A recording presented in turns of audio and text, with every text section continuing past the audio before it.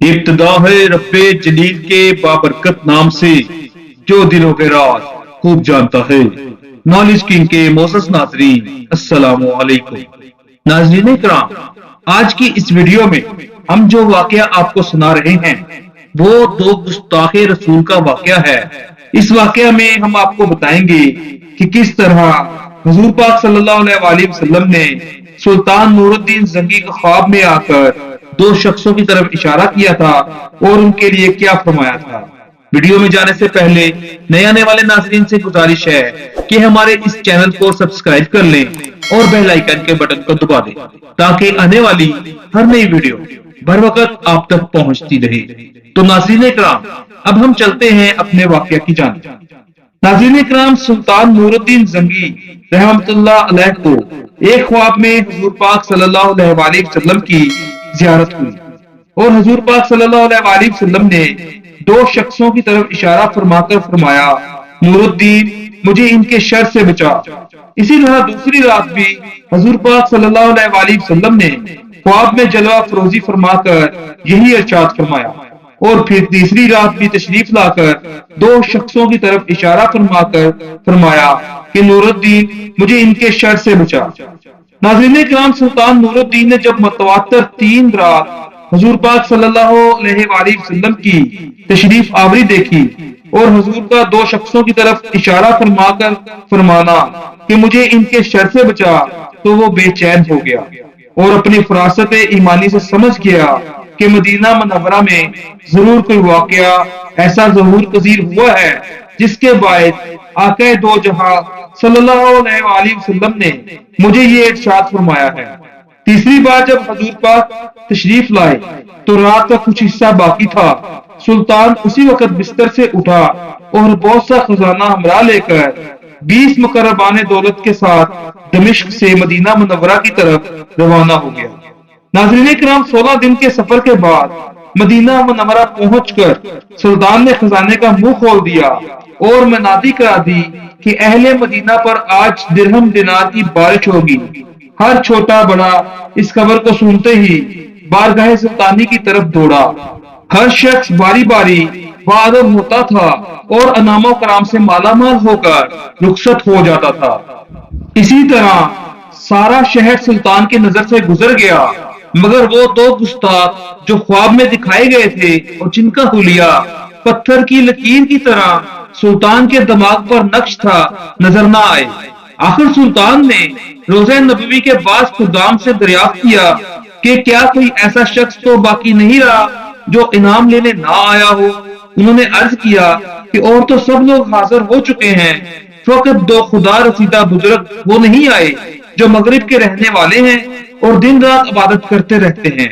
सुल्तान ने हुक्म दिया कि उन दोनों को भी हाजिर किया जाए। कुछ देर के बाद दो आदमी सुल्तान के सामने लाए गए। सुल्तान ने आंख उठाकर देखा और एक ही नजर में पहचान लिया कि ये वही दो शख्स हैं जिनकी तरफ हुजूर पाक सल्लल्लाहु अलैहि वसल्लम ने ख्वाब में इशारा फरमाया था। पूछा कि तुम दोनों कहाँ रहते हो? कहने लगे कि मस्जिद रोज़ा मतहरा के मगरब की जानिब मस्जिद की दीवार से बना हुआ एक वीरान सा मकान है, हम इसमें रहते हैं। सुल्तान ने उन्हें तो वहीं छोड़ा और खुद सीधा उस मकान में पहुंचा। मकान में दाखिल होकर उसने हर तरफ निगाह डाली। मकान का सामान मुख्तसर सा था, मगर जिस कदर था ज़ुबाने हाल से मकीनों की इबादत गुजारी की शहादत दे रहा था। ताक पर कुरान मजीद रखा हुआ था। उसके अलावा कुछ और किताबें भी थीं जिनके मज़ामीन फंदो नसार से ममनू थे। एक कोने में फकीरों और मस्कीनों में तकसीम करने की गर्ज से गल्ले का एक ढेर लगा हुआ था। फर्श पर एक बहुत बड़ा बोरिया बिछा हुआ था। उनमें से कोई चीज बजाय खुद काबिल एतराज न थी। सुल्तान हैरान था कि अब क्या करे। आखिर इस कुदसी जज्बा ने जो इसे दमिश्क से कशा कशा मदीने ले आया था, इसका हाथ बोरिये की तरफ बढ़ा कि देखे तो सही कि इसके नीचे क्या है। बोरिये का उठना था कि एक खौफनाक हकीकत का इंकशाफ हुआ। इन मलऊनों ने जिनके तकदीस का घर घर चर्चा था और एक नकब लगा रखी थी जिसका रुख हुजरा नबवी की तरफ था। पास ही एक घड़ा था जिसमें खुरी हुई मिट्टी भरी हुई थी। اور جب رات ہوتی تھی تو دونوں نقب زن اس مٹی کو تھیلوں میں بھر بھر کر بقیع کے میدان میں ڈال آتے تھے۔ سلطان نے ان دونوں خبیثوں کو موقع پر طلب کر کے غضبناک لہجے میں پوچھا کہ سچ سچ بتاؤ تم کون ہو اور تم نے یہ حرکت کیوں کی؟ پہلے تو انہوں نے ادھر ادھر کی باتیں کرنا شروع کی، لیکن موت کو سر پر منڈلاتا دیکھ کر سوچا کہ اب راز رکھنے کا کیا فائدہ۔ نڈر ہو کر بولے کہ ہم نصرانی ہیں، ہماری قوم نے ہمیں اس مقدس خدمت پر مامور کیا تھا کہ مراکشی حاجیوں کے بیس میں پہنچ کر نقب لگا کر تمہارے پیغمبر کی قبر تک جا پہنچے اور ان کی لاش کو نکال کر بے آبرو کر دے، معاذ اللہ۔ ہمارا کام ختم ہو ہی چکا تھا اور نقب قبر تک پہنچ گئی تھی کہ دفتن آسمان پر بادل گرجا، جھکڑ چلنا شروع ہوا، زلزلہ آیا، اس کے بعد تم آ پہنچے۔ سلطان کی اس وقت عجیب حالت تھی، دل الٹ گیا اور جگر پانی ہو کر آنکھوں میں آ گیا، اتنا رویا کہ داڑھی آنسوؤں سے تر ہو گئی۔ پھر سراپا جلال ہو کر اٹھا اور تلوار کھینچ کر نقب ہی کے کنارے ان دونوں ملعونوں کی گردنیں اڑا دی اور ان کی ناپاک لاشیں آگ کے دہکتے ہوئے لاوے میں ڈال دی۔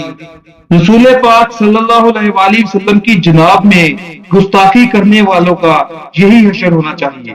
اس کے بعد سلطان کے حکم سے حجرہ نبوی کے گرد ایک گہری خندق کھودی گئی، جسے پگھلے ہوئے شیشے سے پاٹ دیا گیا تاکہ پھر کسی خبیث نقب زن کا ہاتھ حضور پاک صلی اللہ علیہ وآلہ وسلم کی آرام گاہ تک نہ پہنچ سکے۔ ناظرین اکرام، آج کا یہ واقعہ اپنے اختتام کو پہنچتا ہے۔ امید ہے کہ آپ کو یہ واقعہ پسند آیا ہوگا اور آپ کی معلومات میں اضافہ ہوا ہوگا۔ اللہ تعالیٰ سے دعا ہے کہ اللہ تعالیٰ ہمارے علم میں اضافہ فرمائے، ہمیں سمجھنے کی اور سیکھنے کی طاقت عطا فرمائے۔ ملتے ہیں پھر کسی اچھی سی ویڈیو کے ساتھ، تب تک کے لیے اپنا اور اپنے چاہنے والوں کا بہت سارا خیال رکھیے، دعاؤں میں یاد رکھیے۔ اللہ حافظ۔